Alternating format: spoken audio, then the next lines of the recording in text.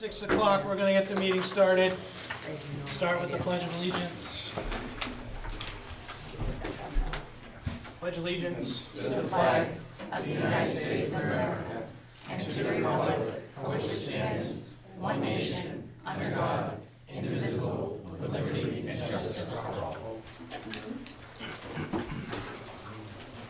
Just so everyone is aware, this meeting is being recorded by Norton Cable. If you are recording, please let us know the same. Our first item is the Henry Yell PTO presentation for the swing set playgrounds. Still call it, I'm that old, I call it a swing set.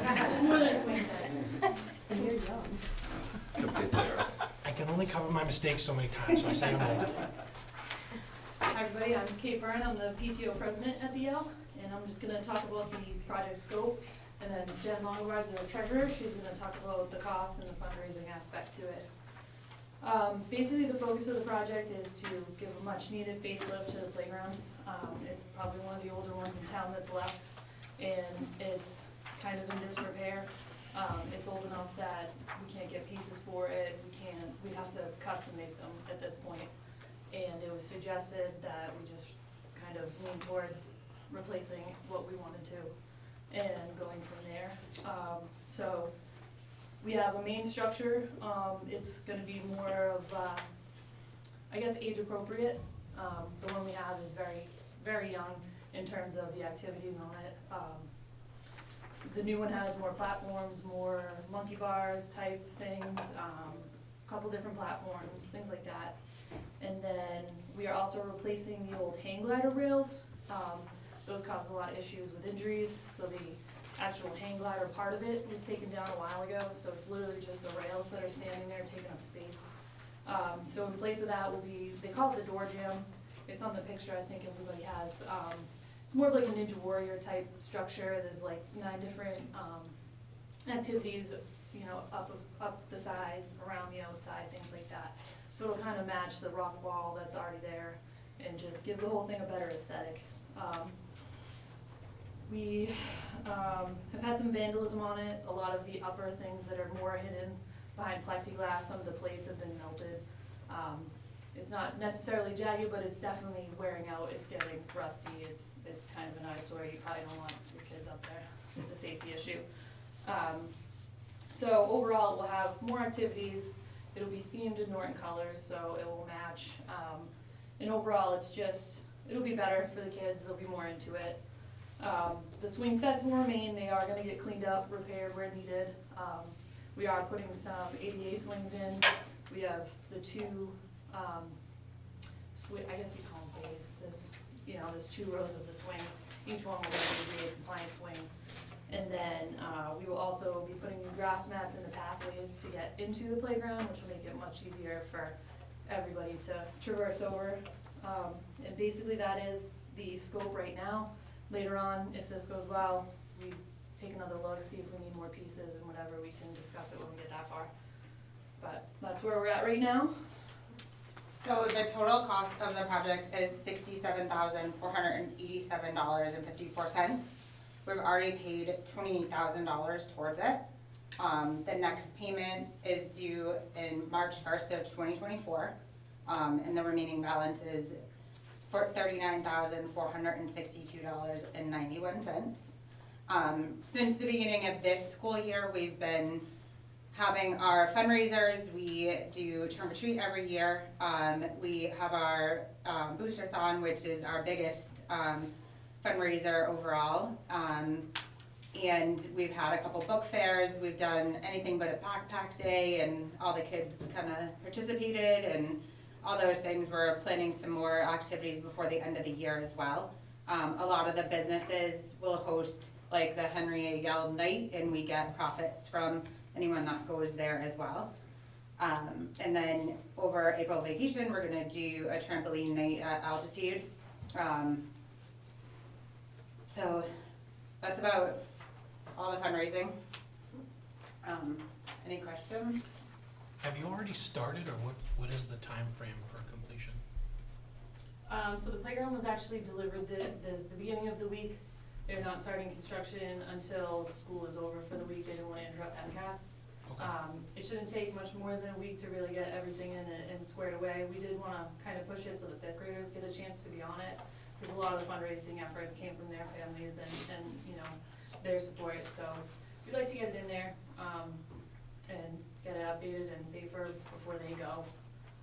So it shouldn't take very long. I haven't had, until they start, we probably won't have a definite, but it's not a long, construction process. And have you raised all the money to cover all of the expenses? No. Oh, So how okay. much more do you still need to raise to, We need roughly 39,000. We get about 20,000 from Boosterthon every year. Childscapes is the company that we got it from. They've given us a payment plan. They've been really gracious with it, so I don't anticipate any trouble finishing paying the project off, unless we run into something unprecedented when they're installing. And I'd just like to say that these ladies have done so much to raise this money.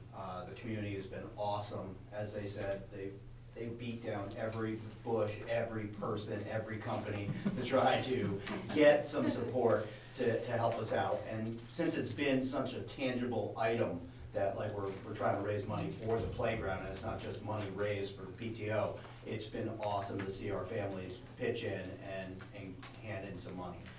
But Kate and Jen have been on for 4 years on the board, and that's also been a key thing to kind of help out with our school being a 2-year school, having them, and Kate's on, I think, for the next 12 years. Something like that. I have enough kids where I'll be there a while if they'll have me. Yeah, Jay's gonna stick around too, but Jen's graduating. But it's just been awesome to see, and it really is something needed for us. I mean, the kids love the turf. I mean, they love being able to be on the turf during recess, but to have that structure change for them is going to be immense for them. well, thank you so much for all your hard work. I know how hard it is to raise money in this town for things, but I think you're right. I mean, this age group, it's so important for them to have something physical to be able to do, and for so long, that playground has just been just atrocious. So, thank you guys so much for all your hard work. I'm excited to see it all come together for you. Thank you. Thank you. Great. Thank you. so much. Thank you. Appreciate it.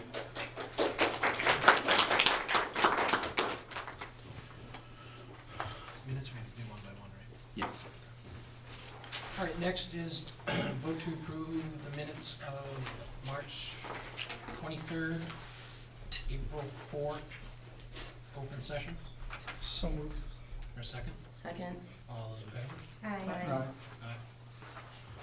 Next is motion to approve March 23rd, April 4th executive session. You gotta do one at a time, right? Executive session, Yes. yes. Okay. Motion to approve March 23rd executive session meetings. So moved. For a second, Second? all those in favor? Aye. Entertain a motion to approve April 4th executive session. So moved. Second? All those in favor? Aye. Next is the warrants of Mrs. Cohen. The We didn't do regular. April 4th open, I think. No, we did them together in one motion. I thought we should do them separately now. You should do them separately, to be quite honest. Every Okay. minute should be second, because you may have somebody who has to abstain from one of them because they weren't here versus the other, so. All do right, it. so, Okay, but we already voted on them though. Yeah, Okay. we'll correct that. yeah. So next is the warrants of Mrs. Cohen. I reviewed and approved the following warrants: school expense warrants, March 23rd, 2023, $521,357.32. April 4th, 2023, $621,995.59. And the school payroll warrants, March 23rd, 2023, $1,114,836.15. I wish to enter that into public record. Thank you, Mrs. Cohen. Next is the student representative updates, Malia and Antonio. Okay, so from the JCS, first, the colorful rock garden that's in front of the building was started several years ago, and it was just cleaned up and had a slight shape change, so now it's in the shape of like a sea turtle. And the third grade will be kicking off a new tradition where they're all going to be placing a personal painted rock inside of the turtle boat, and Antonio has a picture of it. Sounds cute. That's very cool. Oh, look at that. So second, with the support of NEED and their SPO, the second grade team is building a sunflower garden at the front of the school. Each house, a cross-section of the school preschool to third, will have a big tub to plant and grow different varieties of sunflowers. As was planned, the garden will be named Auriella's Garden in honor of a special little girl who brought sunshine to JCS during her time with us. Finally, they are excited to kick off a renewed partnership with the Y with 4 outdoor adventure days at Camp Finberg, right next door to JCS. Each grade, K through 3, will hike over to camp one day when we get back from vacation for 4 hours of outdoor activities. And then from the Yale, they finished up ELA MCAS this year. Students put in their effort and took their time in both grades. The new playground is about to break ground. They presented today. The students are excited for the new playground that Boosterthon and the PTO events are paying for. Students are loving being able to use the turf fields for recess and PE/health classes. Everyone is looking forward to April break. From the last week of April to the end of the school year, we have some fun events and things planned for students that we will get into more as we get to them. So from the middle school, they just recently hosted their final school-wide social event of the year, known as April Awesomeness. They had an excess of 350 students show up and take part in the fun and entertainment. They also completed their first rounds of MCAS testing and will begin their math and science testing shortly after we return from April break. Spring sports are well underway with NMS students participating in JV baseball and softball, along with their middle school baseball and softball. They also have both boys and girls playing lacrosse. Lastly, on March 31st, they had their Transgender Day of Visibility and encouraged the school community to wear blue, pink, and white. And they are planning to celebrate their annual Day of Silence to support all students in the LGBTQ community on April 28th. And then from the high school, today was Barbecue Dad versus Soccer Mom for Spirit Day, and then tomorrow's Frat Boy Day. And then the Opportunities Fair was today at the high school with more than 35 local businesses, organizations, and military recruiters that had immediate job openings for the summer and/or information about the future opportunities. And then when we get back from break, the art show is on Wednesday. The National Honor Society Bike-a-thon is Thursday. The Senior Appreciation Breakfast is on Friday, and the Outdoor Craft Fair with over 80 vendors is on Saturday. And then early in May, we have the show, which you all should come see, which is May 5th, 6th, and 7th, and then the band and chorus concert is on May 9th. And that's all we have. Yep, that's all. What were some of the other themes this week? So Monday was Pajama pajama day. day. Monday's always pajama day, Yeah. because I'm gonna forget, so it's the closest to people showing up by accident to do it. I was gonna say, is that different from any other day? Every single time I say pajama day, it needs to Every be day's a Monday. pajama So Tuesday was surfers versus bikers. It was like Teen Beach Movie was a Disney movie, and it was like surfers versus. So, and then Wednesday, what was this week? That was Jersey Day. Jersey Jersey Day, Day. yeah, like Jersey Day. So we had 2 different interpretations where some kids came to sports and some kids dressed like Jersey Shore. I liked both. And then today was Soccer Moms versus Barbecue Dads, and tomorrow is Frat Boy Friday. Those are great themes. Great themes. Fun themes. Very creative. Frat Boy Great. Friday. Thanks, guys. Sure. I just want a quick comment, and I hope I'm not telling tales out of school here. The turtle outside of JCS, I saw it on Twitter, and I'm fairly certain that was from Landmark. Yeah. And I don't know if you guys mentioned it, but I just want to give them a quick thank you, because they actually don't get thanked in public very often. But they're very good partners for us, and they've done a lot over the years, a lot. And I just wanted to publicly recognize Landmark for that. They've done a ton of stuff. The turtle is really awesome, quite honestly. Can't thank them enough. Well said. Great, yeah. All right, next is the emotional canine support school policy. So this is your second reading. I did reach out in terms of keeping the policy separate for the sake of making sure that we're clear about canine emotional and therapy dogs versus all other. So that was the distinction. It has not changed in terms of the language. That's it's the same as per the first reading. So Legal does want it to remain separate? Yes, recommendation is to keep it. The biggest issue here that happens is, this is a very specific, there's actually the potential, some state regulations are coming down on this. There's some bills that have been filed, almost, I don't wanna say mandating, but highly suggesting and maybe even some grant money is gonna become available. This is all the things we're hearing. And in our particular case, as you know, we have it through a volunteer situation from one of our students working with a third party, so I ask that you support it. Any other questions or comments on that? Just a quick comment. So the question of combining the two, I think that might have been me. Yeah. There was actually a larger part to that, and I know that it was not on our agenda last time, it's not on our agenda this time. My suggestion on that really was we should clean up the language for the other one, because it's poorly written, it's weirdly vague. And that was really what I was saying, not so much that we should combine them, but that one needed to be Okay. cleaned up. So at some point in the near future, we should review that. I'll make sure that we begin to take that up and get it to the committee. Okay. And with that, I would motion to approve this, unless someone else has another comment. Second? All those in favor? Aye. Okay, the next is the review and vote on secondary students' freedom of expression I think policy. this is the 23rd revision. So what I tried to do here is keep everything that we decided we were gonna strike so that you could see it, and then add with pride, recognizing that so we're recognizing the law, which is noted down below, and then putting in place the steps that I believe you were supportive of, including a change to number 4, the review of expectations in the student handbook. So this would be considered a second reading, and you can take a vote, unless there's other changes that you wish to make tonight. Questions, comments? Entertain a motion to approve as presented. So moved.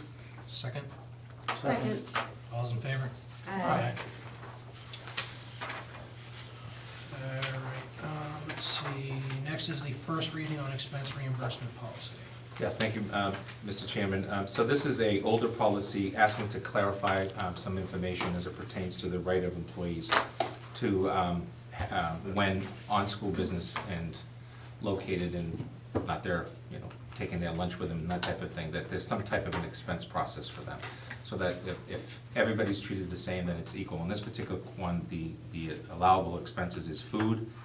There's also a no alcohol statement. I think you all know that by state law. The expenditure requires, as I noted, detailed receipt, which is also required through the town accountant's office. You can't just have a receipt that says food. It has to be by law detailed. And the cost includes the tip, which is considered to be between 18 and 20%, no more. Same thing with Uber or Lyft or any of that, when sometimes people are going from an airport to the hotel or any of that type of stuff. It doesn't happen very often, but the fact of the matter is we should have a standard process for utilizing it. So this is a first read, and any changes you'd like to make would go to the next meeting with the revision. It's pretty clear, it's just giving you some specificity down the line. You may want to take a look at the $55 becoming $57, or, depending on what's happening in the world today, considering that 12 eggs cost $55 right now, so. So that's the first reading, you don't have to take any action tonight. Okay. Just a quick question, is everything that's highlighted in yellow, is what would be new? Yes. Got it. Yep. So I would think though, just thinking out loud, I would think if you're at a conference, some of that food would be provided. Yeah, so some of the registrations, like it's a flat registration, the meal is part of it, so when we registered, some of it you can tack it on, and then some of it, there is no meal, you're on your own. It all depends on what the conference is, the workshop, where we are, that type of thing. Many of them have started to get away from having meals because of cost. Yeah. I was just recently at a local one, and we went out to lunch. We didn't even have coffee at that one, because it's the state, so DESI no longer. Was the Department of Ed that The hosted? Department of Ed hosted the meeting, and they have a zero policy, there's no coffee, there's nothing. You bring your own water, you bring whatever, so people get Sometimes to there's a leave. mint on the table. Maybe a mint, but that's from the Once in a hotel, I think while. that's from the hotel, not from actually them, so. But that's their protocol, so. So I think the only thing I'd want to maybe address, not to nitpick, but if partial food is included in that registration, then I wouldn't want to expect to see a high bill for reimbursement. Correct. Again, it's also going to depend, Okay. like, I'll give you an example. AASA, which I haven't gone to in a couple of years, but that has a reception, but it doesn't have any meals. You're all on your own for breakfast, lunch, and dinner, all 3 days. Okay. So, again, we typically push our folks. The problem is that to be quite honest, some of those meals are in hotels for Frisbee chicken for $75.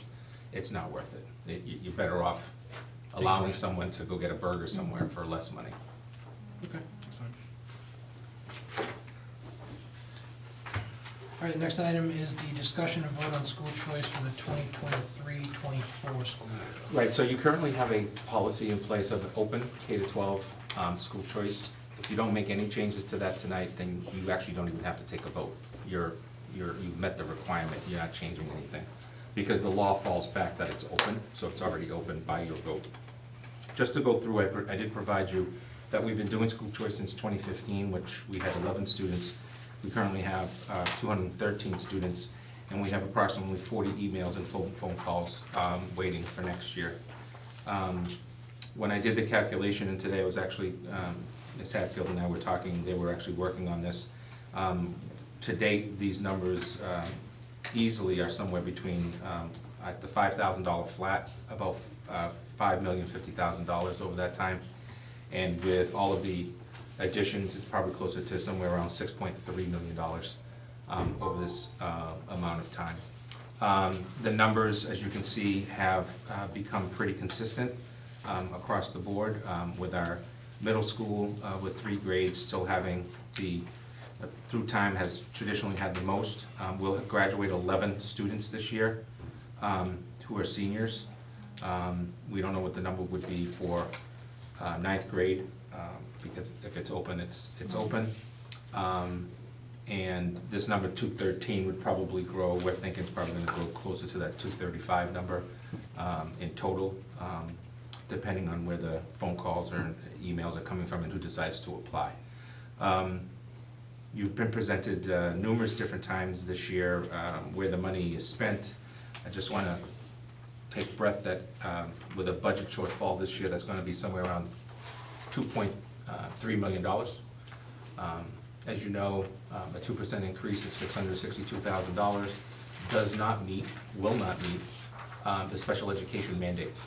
We are $700,000 short. With a 1.6, no new positions, just contracts and transportation and all that increase in general education, you can take 1.6, add 700,000 to it, and you're cutting $2.3 million in general education. If we want to go down the road of eliminating special ed over time, that number is going to just continue to grow, because as you know, we're using $1 million in the operating budget of school choice currently. So that's the general gist. So you can do one of 3 things. You can not even take a vote and just keep as is, you're open. You can make changes by grade. We've done that early on, K-5 versus 6-8 versus 9-12, then we did K-5 versus 6-12, and I think one year we actually also did K-3 versus 4-12. It is funds that we utilize, it offsets. I'll give you a perfect example. If you decided, for the sake of argument, to utilize your school choice to pay for administration, the taxpayers of Norton would pay 0 for my salary, Jen's salary, everybody here that's an employee of mine and yours. Probably be the only town in the Commonwealth where the taxpayers have no responsibility to pay for administrators. That would be all this, and you'd still have $400,000 left over in terms of the total cost. And I know that some of you have heard this from me before in the past. Every district around us is now a school choice district. No one was when we started this, right? I'm sorry? Attleboro did the high school before they opened up the new high school, and now they're, right. So when you look at it, there's 2 things that are happening. The first thing is the idea of choice is something that is very flavorful in today's parents.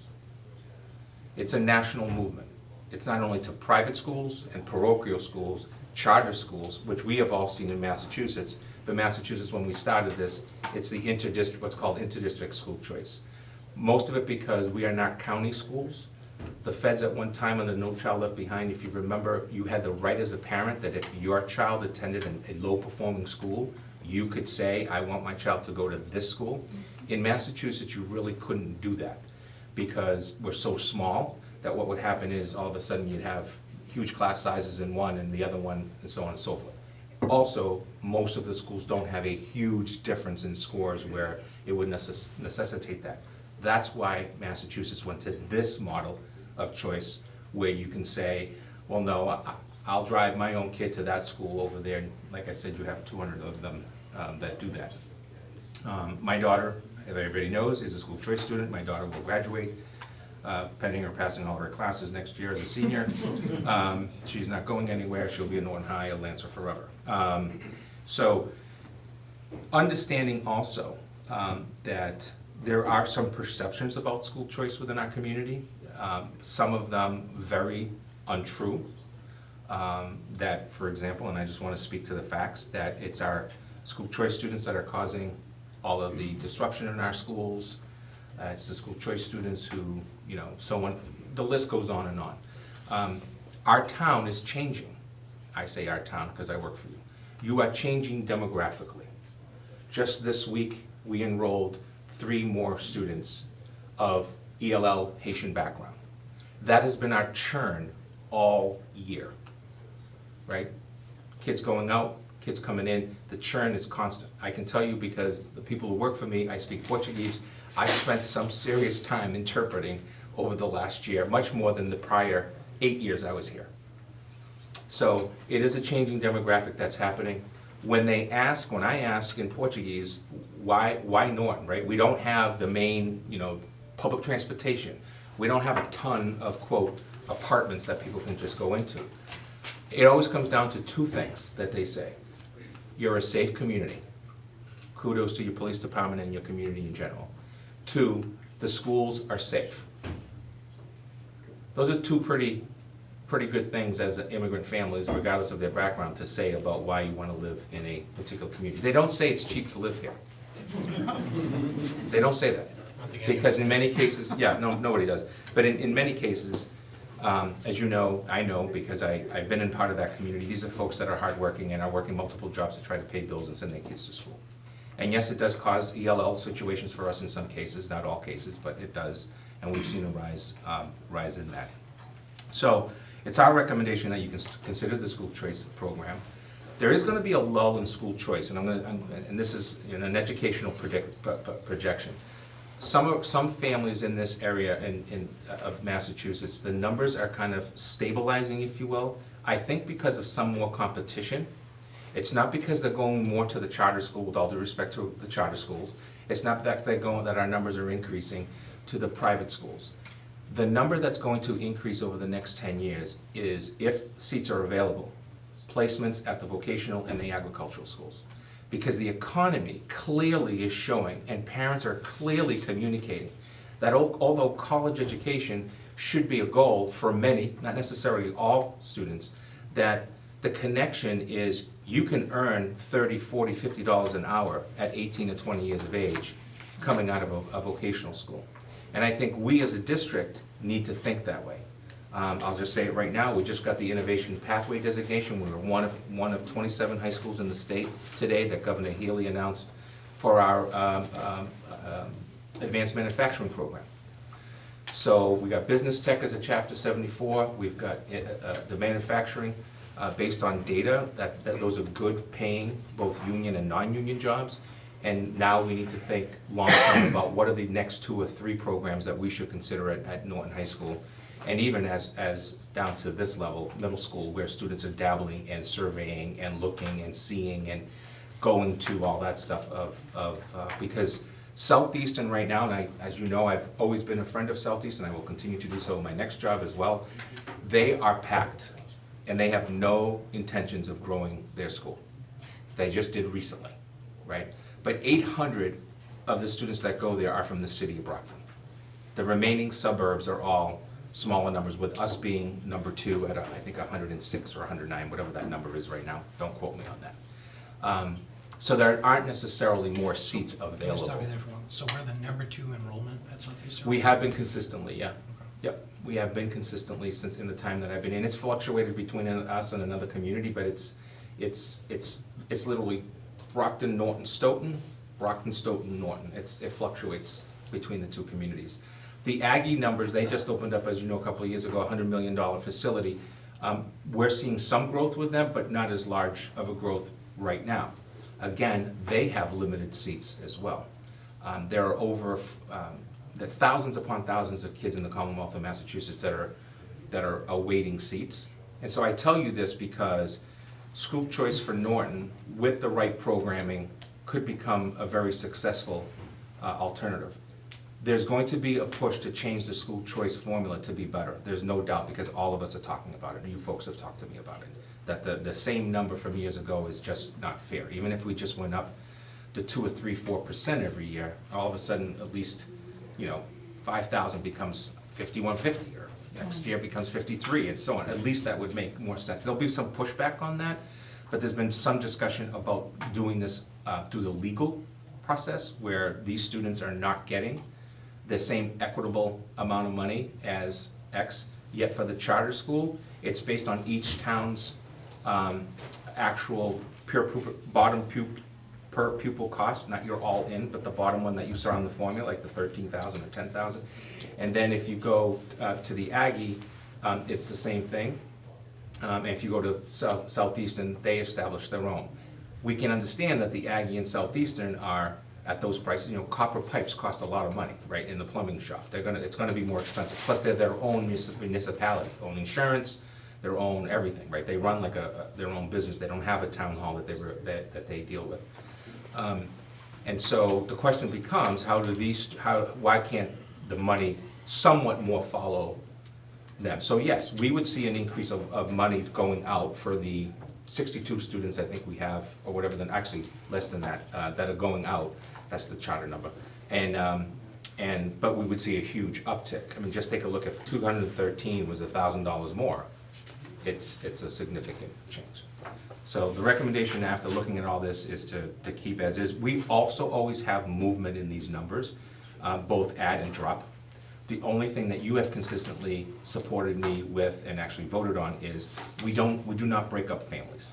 The idea that we have a second grader and now they have a brother who's going to kindergarten, we just say welcome, right? Because it's a family first approach, and transportation is still at their cost. So I'll leave it at that for any other further discussions that you wish to have. Joe, you said we had 3 options. Can you lay out those options for Yeah, us? so the first option would be currently, you've already voted a policy that's open, so open enrollment for choice. So the only thing I would add to that I would ask for a vote on would be to keep it open, but change the date to August 15th as the drop dead date. That gives us another 2 to 3 weeks of really taking a look at our numbers and our issues. Potentially have to hire somebody with that type of stuff. The second option is you just leave it as is with your September date. You don't have to do anything. The state law says you have to report something by June 1st if you're making a change. Otherwise, it just falls to you are open enrollment. Or the third choice would be to look at your numbers to be less at the elementary level, but keep it open in 6 to 12, which we've done once before, just out of some concerns around is there a bubble that we have to worry about. In general, that's been more of a K to 3 recommendation, and then 4 to 12, we've kept open enrollment. We started originally with, I think, 5s in K to 5, and 6 to 12 was originally back in 2015, 10 before we moved it. So those are the real 3. No action with a change of date, action with enrollment changes by grade level. And can you just highlight one more time for us I'm probably not gonna say this right, but the pockets of where we have bigger class sizes per grade? Yeah, so right now, our biggest issue would be, if I remember correctly off the top of my head, I believe it's gonna be K13, I think it is, or K12? K12. K12, I stand corrected. Those now become 1, 2, 3 next year.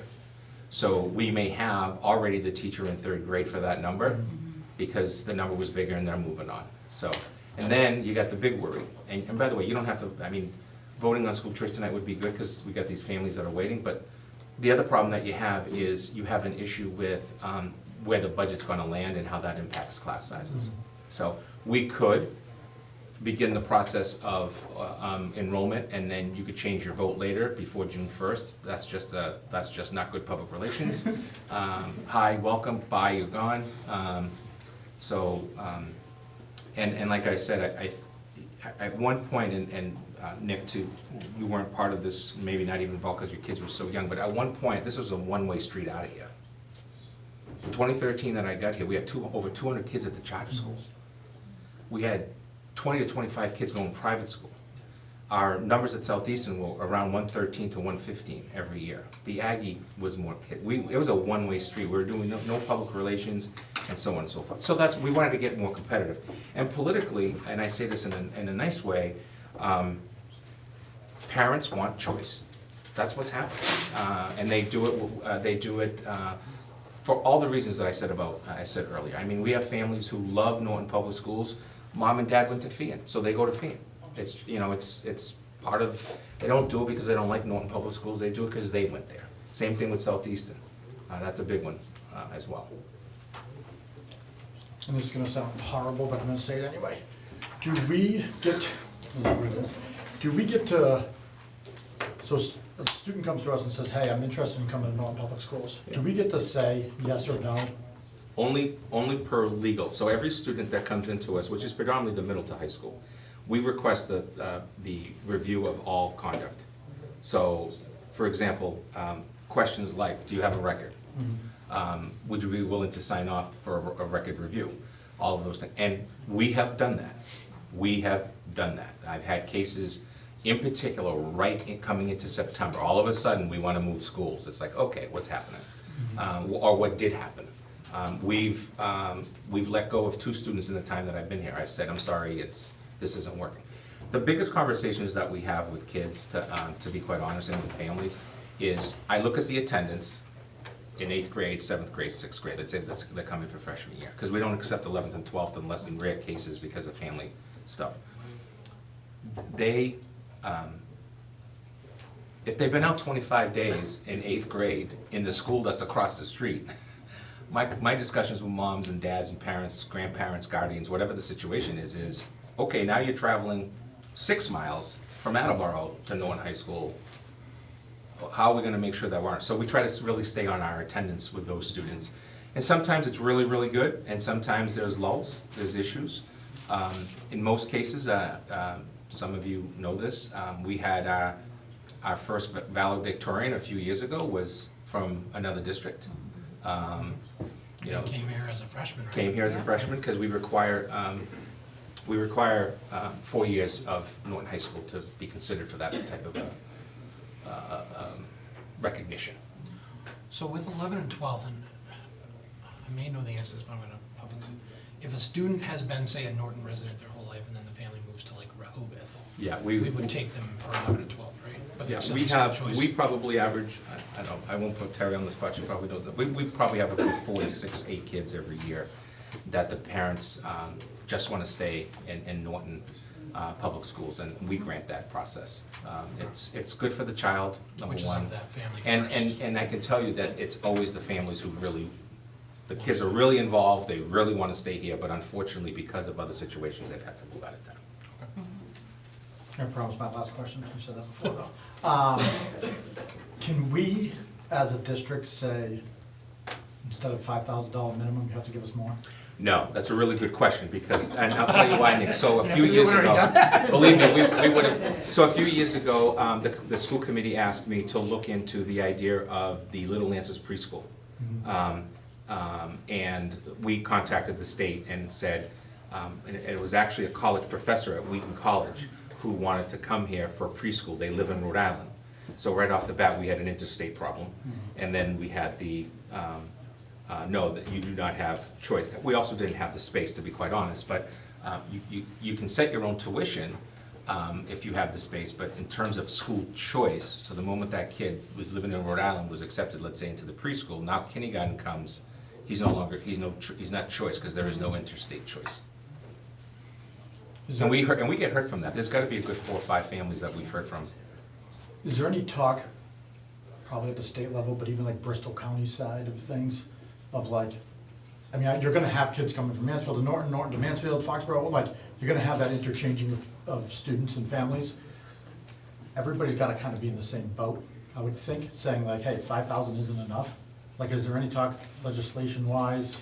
So there hasn't been, this year there is no legislation. Last year 2 years ago there was, and it just kind of died just because I think we're in that whole pandemic situation type of stuff and other monies were being used everywhere else. There's some love for it. Now, here's where the love doesn't come in. The large urban districts are not friendly to school choice because they're also the districts that lose the most students. And that has a very powerful voice at the State House. Now, slowly but surely, some of those representatives are also hearing from parents who say, it's not working for my kid here, I should have the opportunity to go somewhere else. So I do think if I was a person that was really looking at this, I do think there's gonna be a shift to try to open this up, because I'll give you an example. The Tech Online School and the Marva School out in Greenfield are considered school choice schools. A few years ago, we had twin kindergarten students that I paid $5,000, I didn't pay, the taxpayers paid $5,000 each at that time to be here in Norton, but attending the online school in Greenfield, right? Tech, which does a fantastic job, has a waiting list of over, I believe now it's over 1,000 students for online learning due through all kinds of stuff, athletics to you Weren't they name just it. approved by MIAA? I'm sorry? Weren't they just approved by MIAA to compete? Yeah, so they can compete as a school as an MIAA school as well.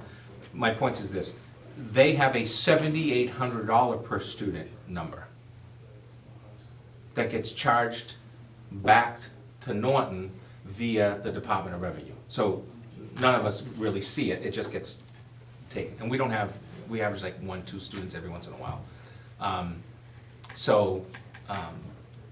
Why is that $7,800? Why is the charter school based on your bottom number of spending and a per pupil spending?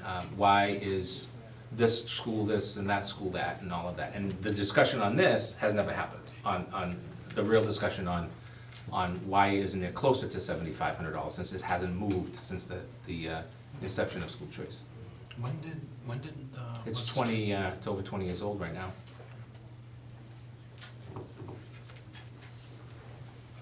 So no action to move the date, change the numbers and the date. You have that flexibility if you so choose. My initial thoughts are to change the date just because of where we are in the fiscal area. I think it would be the better we know. especially We don't when disagree with that, Nick, because I think that with the transition that's taking place and everything that's happening with the budget and so on and so forth, it just allows for the schools to have a few more weeks of a breather. You could always make an exception of a serious significant circumstance, we've always tried to be that, but we would really publish it as drop dead date is the 15th. Nothing beyond that. And we do not, one of the things that sometimes happens is people try to, there's an issue at this school district, can we do it school choice to yours, and we're a no on that, just to let you know. We just, we can't get into that situation. Happy to wait a year, and you can apply next year, but not another way. Joe, I know you touched on this already, but I just think it's important to kind of reiterate because, I don't know, a few weeks ago, my phone kind of blew up with people hearing from somebody involved in town stuff that we were getting rid of school choice. I mean, you've already reiterated everything, but I just think it's important for people to understand, we can't do that. We can't do that with the budget issues we have. Catastrophic. Yeah, I mean, it would destroy us even further. So I just think it's important to mention that wasn't even a consideration. I don't even know why somebody even started saying that, but just to go on the record, that's not even close to what we're discussing. And I think to some of the points that you folks have made in other meetings, I think it's important for the potential for us to really have a sit down with the elected officials representing the town and saying, it is time to do something here.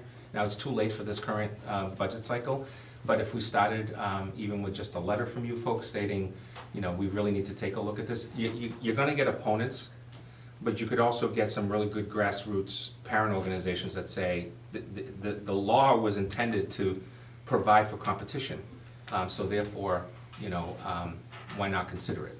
Other districts don't do it solely for one reason. They don't have the space. They don't have the buildings, they don't have the, so on and so forth. I agree with Nick, I'd be fine keeping it as is open and just changing the date. Yeah, and I mean, I don't want to speak for anybody up here, but I don't think we have an issue with school choice in Norton. I think the issue is, as I've said before, is the money's just not adding up from $5,000 anymore. Yeah. I think that's the bigger issue is like, you're looking at 213 kids, a lot of kids compared to the 11 we started with, and then it's like, you're saying stagnant, but yet all of our other expenses continue to climb, Right. Teachers will be making more, Yep. and naturally, you should, So that's my bigger issue with it. I love school choice. I think it's a great program across. I wish we would be able to expand on it, but I think there also needs to be, the money staying in districts, the money needs to follow the kids to what school they're going to. So that $5,000 probably should be $15,000, $16,000, $17,000, $18,000 to be quite frank. Well, even if it said that it was going to be, the 1/3 of the, or 1/2 of the cost of a student attending Norton Public Schools, so let's say it was $16,000 all in. Take off whatever they would say, which would probably be out of district and individual health insurance, that cost, that's part of the school total in for, you'd still be looking at somewhere around that $8,900, $9,250 number. It's almost a double. Now, all of a sudden, you just think of another $1 million on top of this. All of a sudden, you're in a whole different discussion. Well, I think the thing that I think a lot of people forget about is like, in order to continue with these numbers of school choice, we better have a damn good competitive district that parents want to come to, which makes us all better because, if we're providing good schools and we're providing good teachers and parents are wanting to come here, that money continues to be a huge factor in what we do, I just think the bigger problem is the $5,000 is not enough money. Yeah. Okay. All right, so any further discussion or comments? All right, so I would entertain a motion to continue the school choice program for the 2023-24 school year, open with a closing date of August 15th. Yeah, can we- Kindergarten through 10, Can no we, count. yeah, can we just, for the sake, August 15th is a Tuesday, so that's a work day. I was just verifying that's a regular work Good day. call. So moved. Or second? Second? All those in favor? Aye. Thank you. All right, next is the discussion and vote on special education stabilization. Yeah, Mr. Chairman, thank you. So as I was noted at the joint meeting, if you remember, I said that I would bring back this article for potential reconsideration by the school committee. So that's what I'm doing here tonight. We did file this special education stabilization fund for the purposes of the audience. The idea behind a stabilization account for special education works in a couple of different ways. Is you're placing money into a stabilization account that can only go to special education purposes with cost overruns. It is the only line item that town meeting process can be involved in. It's not just your vote and selectmen and all that. It does require a bit, you're giving up authority, quote unquote. The argument against, which I understand, is that we have a stabilization account. That stabilization account should be used if in fact it's a rainy day, that's what it's there for. The second one, and I did verify this, is that because it becomes a stabilization account, it does become part of that whole scoring rubric that Moody and all those organizations make. So I don't know how much love there is. I don't know if the FinCom has voted on this up or down yet. I don't think they have. They, as you know, they either move it to town meeting or actually take a vote in favor or against. So we're doing our due diligence as requested to consider that maybe this needs more discussion and look before it goes forward. Okay. Any questions or comments on this? And by the way, you can also leave it here and have no action on town meeting floor. So just, other than the initial funding, the 100,000, there's no requirement that it's funded on a year-to-year basis, right? No, there's no requirement that it's funded. Yeah, so I don't understand why we wouldn't vote it in and at least have it existing, quite honestly. I've seen crazier things, so I'm not Well, we started guaranteeing this, it, but. we started this back, I think, before COVID, Yeah, right? yeah, this We is were- not new. We had this conversation Right. with select board members at that time. I mean, this isn't new. We've. I don't know why we wouldn't just voted in and establish it, fund it with 100,000, and then if you need to sit on it, sit on it, but. Right, and the fact of the matter, you may not have the 100,000 at this town meeting to be able to do it. Yeah, this might that's be the when- wrong year to ask for it. So it might be the wrong year to actually ask for it. You could also change that number. I was gonna say, is there a reason we have 100,000? No, you can change it. No. It's a policy, it's a transfer request that basically can start with a number. I'm sure legal counsel, once you do change it, will review it on the town side, because that's what they have to do with the articles. Yeah, I'm curious if the appetite to pass this would be a little bit more positive if it were something like 10,000. Just a nominal. To start the Yeah, just a account. nominal number, just, okay. Right, remember, we've had years, and I don't wanna fib, but I think we had a year recently where we put $1 into stabilization, or $100 or something. It was a bad year. I mean, I I think- can't remember what it was, but my friend over there might know that number. But it was a really low number. We typically try to put Not 100,000. Not touching. So yeah, I'm happy to change that number for you It's if just you'd something like. to think about, maybe if FinCom has Yeah. concerns about it. Okay, so we just leave it as is for now, and we'll continue to work it. Yep. Okay? All right, the next item is the superintendent search update and vote. So probably the worst held secret in Norton is that Dr. Baeta will be leaving us as of June 30th to pursue an otherwise granted opportunity. The committee has discussed various options to fill our opening. We had a number of options, we've talked through those as a committee, which is why we had some executive sessions. As a base of reference, I can tell you through some discussions, there is currently 40 superintendent openings in our lovely Commonwealth of Massachusetts. Hearing some news reports, a lot of times people aren't happy with the way things are handled. Some people drop out. The candidates seem to kind of recycle. So there is not, in my opinion only, a great group of candidates, to the point where, in having discussions with some colleagues in other districts that have had some searches,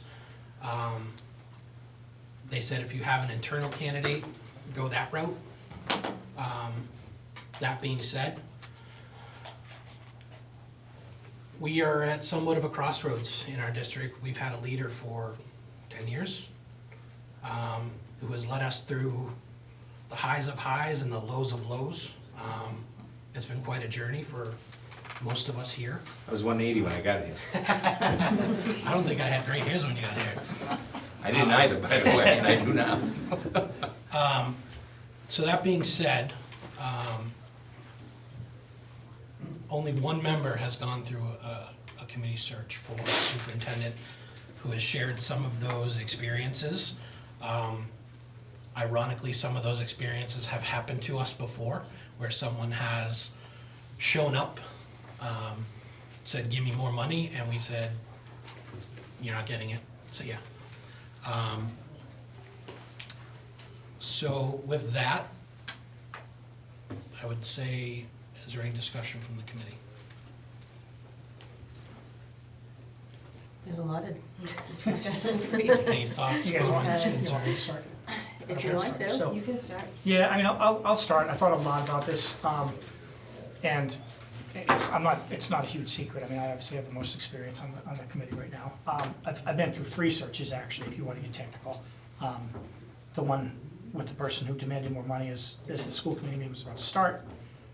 The interim with Chris Martis, and then to get Joe. So I've been through a number of these, and I've been through a number of other searches as well, with business managers, et cetera. So I'm coming at this from a little bit of a position of strength for 2 reasons, really. The first is all the experience, and the second is that I've had the pleasure to work with Jen in both her capacity as assistant superintendent and prior to that as well for quite a while. I know a lot of you guys have known her for quite a while. I've actually worked with her, so I think it gives me a little bit of a leg up. And I know her strengths, I know her weaknesses, and you have some. We all do. Very few, if any, people have no weaknesses at all. Joe has some, it's not. it's Laundry not a- list. It's not a knock, you know, but I'll say this, I think, you know, there's different types of weaknesses, right? So there are buildable weaknesses, experiential weaknesses, and then there are character flaws, basically. So if you're not a people person, or you have a horrible temper, you know, those are things that we really can't build on, quite honestly, you know. If your weaknesses are other things where it's okay, they haven't quite put in the time that you maybe would love them to have in something, that's something we can work with. And it's something that over the years, I've seen you enough to know that I'm highly confident that any weaknesses that you have in those areas, you'll be able to convert into strengths. You know, I always say to my kids, particularly my youngest daughter, I say, she's generous, and I would say, take your weakness and make it your strength, you know? I have high confidence that you can do that. You know, it's, right now, if I'm pegging you, I'd say, okay, you know what, scale of 1 to 10, probably a 7.5. With Joe It's and higher I. than me. With Joe and 9, and honestly, I don't think anybody's a 10. So maybe it's a scale of 1 to 9. And here's the thing, I think that you have the potential runway to become, sorry, Joe, I say this, but take it as a compliment, better than Joe. I think that runway is there, that runway exists. It's because of the mentoring that Joe has went through with you. And you're probably at a position right now, at a much younger age than he was at that point in his life. I don't want to speak for you, but I think that's probably true. So, you know, I'm a very pragmatic guy. I tend to look at numbers and say, okay, what does the math tell me on something? So, as you know, in my business, I work for an investment firm, and there's something like, it's called expected return on investment. So, if I know that I can get a 7.5 right now, which is, by the way, a damn good number, that is not a bad number. Well, let me tell you, I've seen in my time candidates who got through the pre-screen, the screening committee of whatever, 10 people, whatever, said, this is a good candidate, and they were horrible. I would tell you a story, but I might be breaking confidentiality of someone's personal life. You know, there's stuff that's just, it is what it is. So, you know, my expected return on investment for you is very, very high. My expected return on investment for a search is very low. And my biggest problem with it, and I understand the idea of saying, hey, we should open this up and we should search and see who the best candidate is. I'll tell you this, I've hired a lot of people, I've been part of hiring a lot of people over the years, both here and in my personal life, my job as well. And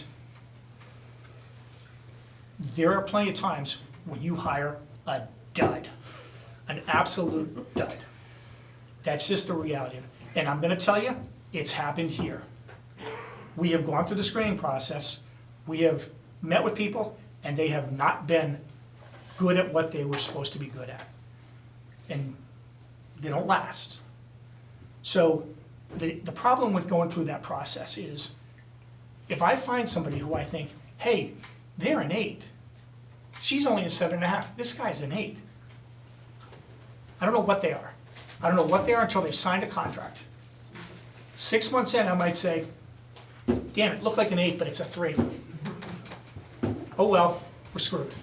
So, to me, it doesn't make a lot of sense to do that. I know right now, we have a candidate in-house who is excellent, has been in this district 20 years? 20 years. 20 years, I mean, good Lord. I don't know why you've been here that long, quite honestly. But, you know, you've been here for 20 years, you know the district really well. I know you very well, I've worked with you a long time. I'm highly confident you can do this job and do it very well. Not adequately, not good enough, very, very well. And I predict that if given a chance, you will exceed expectations. So, for me, the idea of going through a search and hoping that we don't screw it up, and again, we've screwed it up. Again, I'm not pointing fingers, this is just the reality of hiring people. People get through a screening group of 10 people, they look great. They sit in front of us, we talk to them, they look great. Guess what? They're not great. And it's too late once you've done that. And if we do that, we're gonna lose the one person who I think is actually really, really qualified for this job. So I apologize for taking a lot of time, but I wanted to kind of walk through my thoughts. I've been thinking about this for quite a while now. And again, I understand the idea and the thought process. I'm sure there are people in town who are like, well, you should really, see what all your options are. And what I'm telling you is, the problem with that process is you don't know what your option is until it's too late. And if you don't do it perfectly, if you don't hit the home run, you're stuck, because you sign a contract. So I think that's a long-winded way of saying, in my opinion, I think the right move is to offer the permanent position to Jen O'Neill, Dr. O'Neill at this point. So I can go next. I've known Jen since my 19-year-old was in kindergarten, personally, and we've worked together. Yeah, I was gonna say, yikes. Since he was in kindergarten, did I not say that? He said my 19-year-old was in kindergarten. When he was in kindergarten. He's gonna want you outside. Anyway. He's waiting for the Wait, you're my ride home, sorry. I never know, mind. seriously.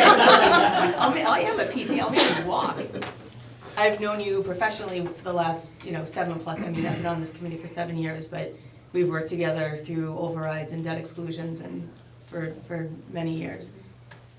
I believe that you started as the assistant superintendent 7 years ago, right?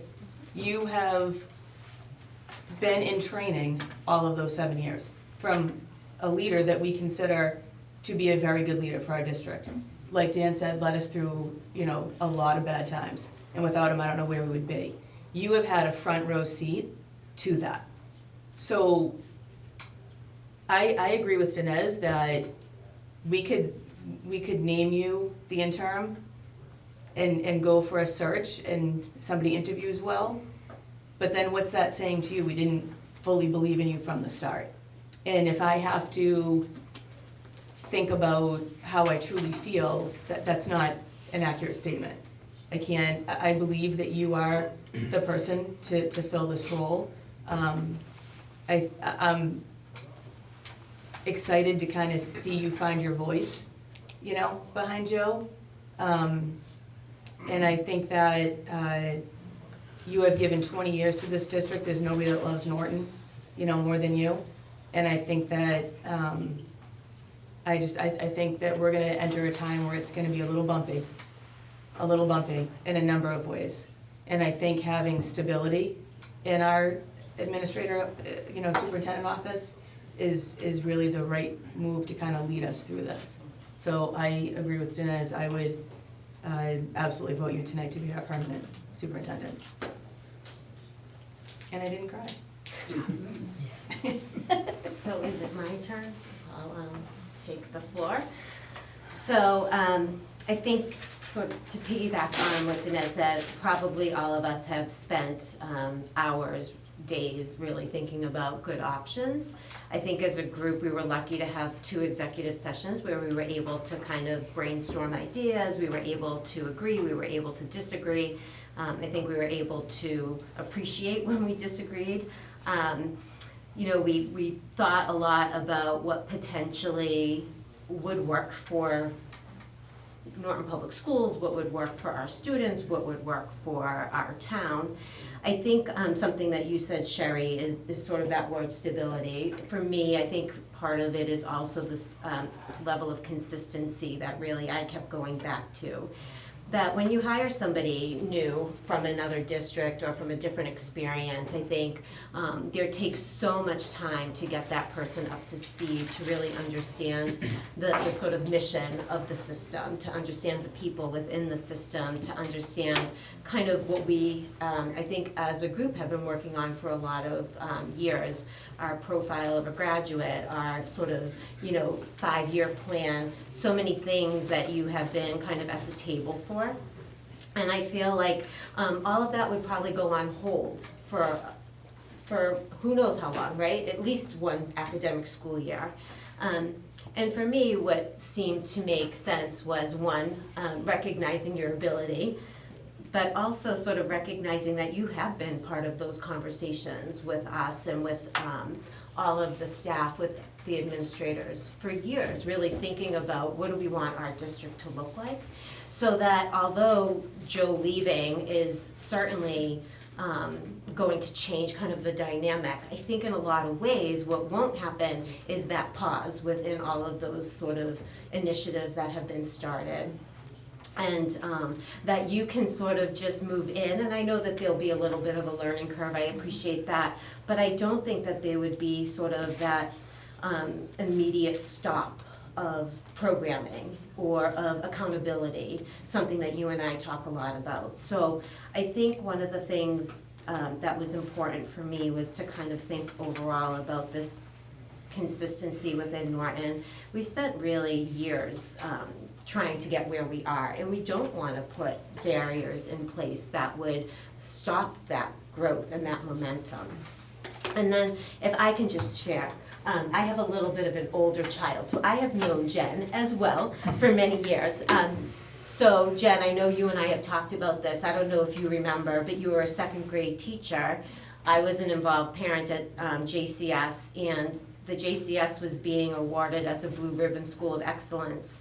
And there was a couple of parents who were on the committee. There was some staff members, some administration, and I remember the person who was kind of overseeing this award process. His name was Bart, I won't remember his last name, and I remember him telling us, you weren't at the table, I don't think at the time, and I remember him telling us that Jen O'Neill is gonna become somebody. And that's when your classroom was sort of right inside the library, and we were sitting in the library, and he pointed to your door. And I remember sort of saying, oh, that's interesting, like, you know, she's just a second grade teacher. And I don't know how long it was after that, Jen, that you really started, I think, to demonstrate this understanding of like administration and really sort of taking control of that. So from years ago, people were recognizing your talent. And I think to do your job, raise children, and also become a doctor in your field of education is really impressive. So I also support moving forward with Jen as our superintendent. So. Nick? Go ahead. At this point, I would look to the committee for any motions to make. Oh, if you don't. Excuse me, point of order. Hold on. If you don't have, I thought you were gonna say something, if you don't, all right, I'll step in then.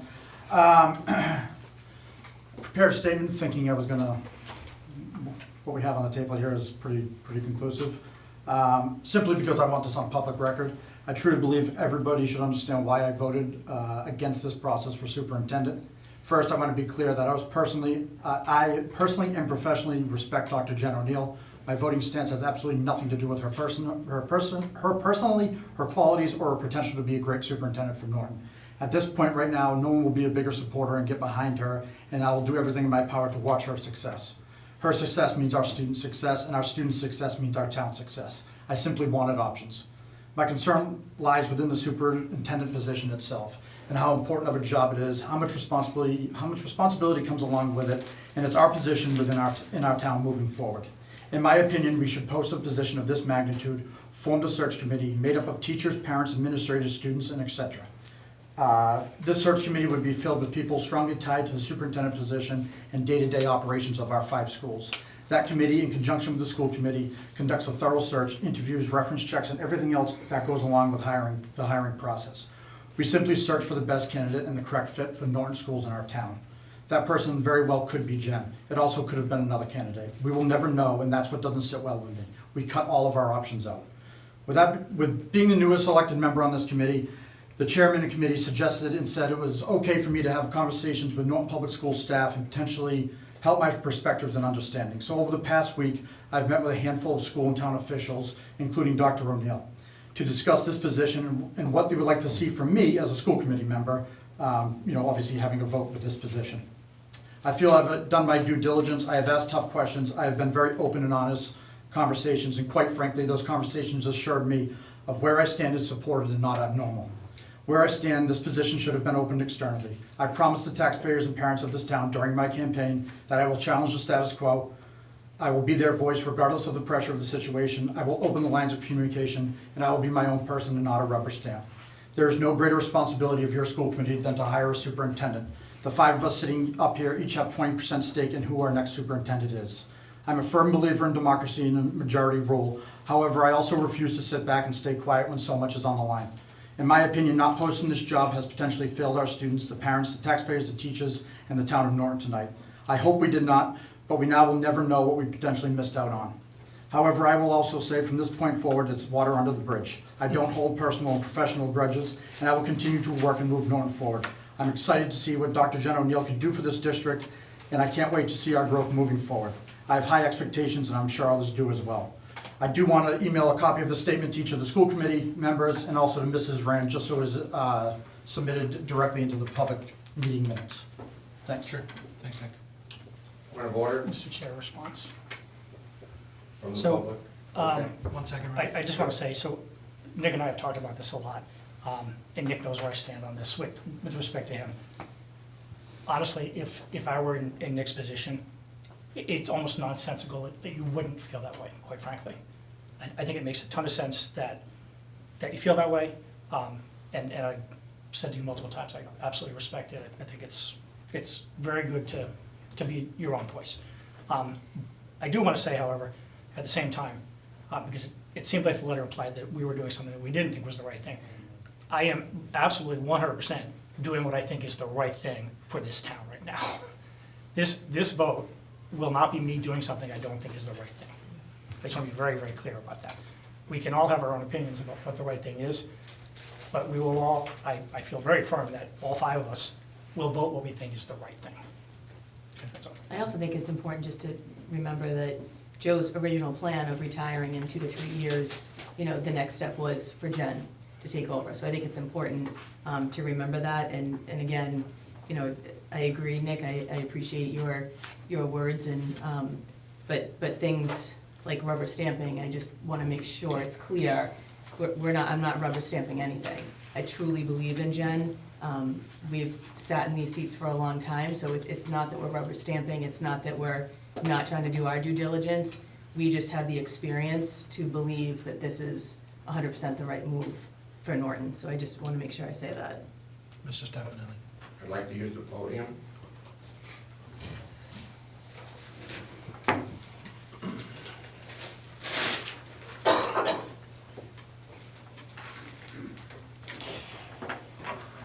I don't know if you're breaking any laws, so I'm not going to question that. Ethically, according to some of the laws, you should have opened it up to the public. So, thank you for the opportunity to read my letter. I'm going to give you a copy when I'm finished, and I'm expecting it to be, not asking, as written in the minutes of this meeting. I'm Ralph Stefanelli. I live at 12 James Street in Norton. And I'm requesting consideration to be appointed to the search selection committee for a new superintendent of Norton schools. My 50 years of residency and my involvement of service to the community of Norton as a volunteer, plus appointments to various town committees and elected positions, qualifies me to serve on this very important $37 million budget called the Town of Norton Schools.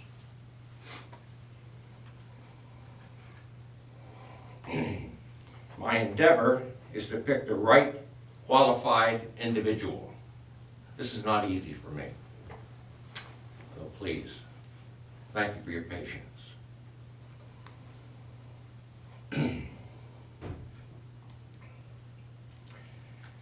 I started the first Parent Teachers Association in 1973 at Yale when I first moved here. I started the Industrial Development Commission and the Devers property, which now is our industrial center, in 1988. we went right to the State House and got our piece of the action. Taunton owned their piece, and there was a little couple of 5 football fields that we fought for and created the Industrial Development Commission. I was also an advocate for the Governor's Appointee Council on Elder Affairs in 1991, statewide. I was appointed to the Zoning Board of Appeals as an alternate. I was elected to the Planning Board. I've served SERPID, Southeastern Regional Planning and Development Commission, for 24 years as the town's representative. I'm on the Norton Housing Authority. 5 governors have reappointed me. 5. I've been there 26 years. Search Selection Committee of the Town Manager, and a Planning Board Search Committee, Community Representative, and a Search Committee for the Norton Housing Authority.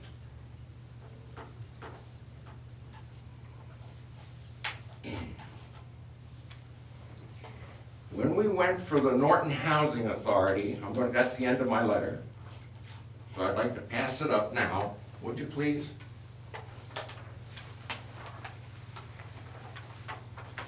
We had the same situation that you're faced with, but nowhere did I see, as a 50-year resident, you're asking for people to volunteer to the Search and Selection Committee. Did I miss something, or didn't you do it? That's a question. Can I get a yes or a no? No. We did not. Thank you. That was my original statement. Did you go by the rules? That's annoying. You'll have a rebuttal in a moment. This is a $37 million company. And you're just gonna not look for alternatives? I heard one great alternative, and no one gets hurt. Sit on it. Create the proper people. Invite the proper people who know what they're doing to sit with you. Let your person stay on as the interim. And when the time is up, maybe you'll find somebody better. Okay. Thank you, Mr. Stefano. Thank you for your patience. I would appreciate it if you didn't vote and thought about what I said. I think you're breaking the law. I know you're breaking the law. All right, No, we're not breaking the law. We're not. It's Ralph, yeah. No, Keep your we're not. voice down. Nope. No, We're she not- said, are we breaking the law? I said, We're not breaking the law. Okay, We're not. but it sounded like that to me. No, she said, are we breaking the law? I said, no, we're not breaking the law. Fine. That We'll was the- find that out was the as we exchange. give it to the Attorney General. Yes, please do. I always say, Ralph, if you feel like something's been not above board, you should absolutely hire an attorney and pursue it to the fullest I'm extent. not gonna hire an attorney, I'm gonna get the Then- state of Massachusetts. Go to the state of look at this Massachusetts through a and pursue it to the microscope fullest extent, And 100%. peel back the onion that I'm looking at. I encourage it. I encourage it. Yes, you should. all right, is there a motion from a member regarding the superintendent opening? Motion pending contract negotiation to appoint Dr. Jennifer O'Neill as the permanent superintendent for the town of Morton. So moved. All those in favor? Aye. We have no second. I said Sure. second. You're second, okay. Yeah. All those in favor? Aye. Opposed? Wow. 4-1. stacked. Thank you. Congratulations. Congratulations.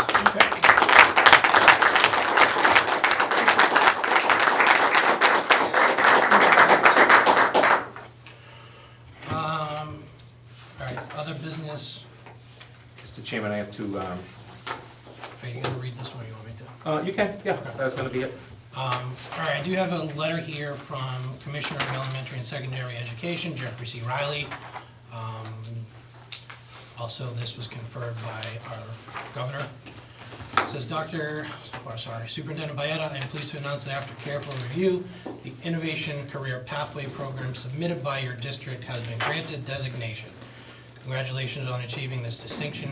We are confident that your new Innovation Career Pathway in Manufacturing will offer students a transformative experience, enabling them to develop essential skills, gain awareness of future career opportunities, and make informed choices about post-secondary education in promising fields. Point of order, please. Oh, okay. Before the seconded. This needs to be voted on and presented to the school committee for a vote to enter it into the minutes. I think we can enter it without objection, right? Yeah, that's fine. Yeah, we'll enter it without objection. Thank you. No problem. Mr. Chairman, thank you. Just want to go full circle with this innovation pathway. So it's, we're now one in 5 high schools in the state have this designation. We were one of 27 today that was announced. I want to thank the leaders of this project. To my right, Dr. O'Neill, Ms. Winsper, Director of Instructional Technology, Ethan Dolleman, actually Dr. Dolleman now, Principal of the high school, Heather Albrighton, a teacher at the high school, and Ms. Carrie Murphy, a teacher at the high school. They're the ones who spent all their extra after-school time, their prep time, all of that, going through a very rigorous process to get this designation, including having to use local data from the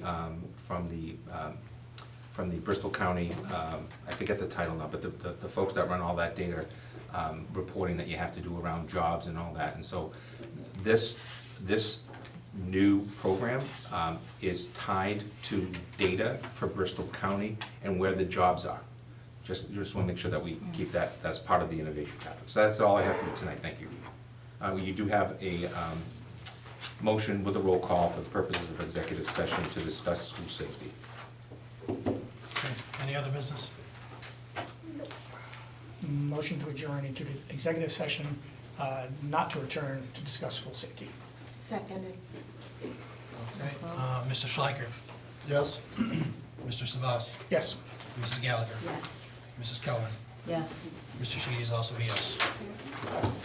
So we'll give it a few minutes before to make the change for the.